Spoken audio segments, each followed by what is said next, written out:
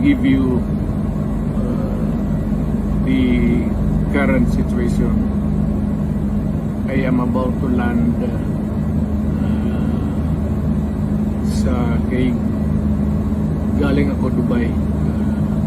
Stopover for it's a long haul, it's a long flight. Okay ako. Do not worry. And I think this is something to do with the law and order noon. At sinasabi ko naman sa mga pulis at military na trabaho kayo at ako ang managot. So ito na nga.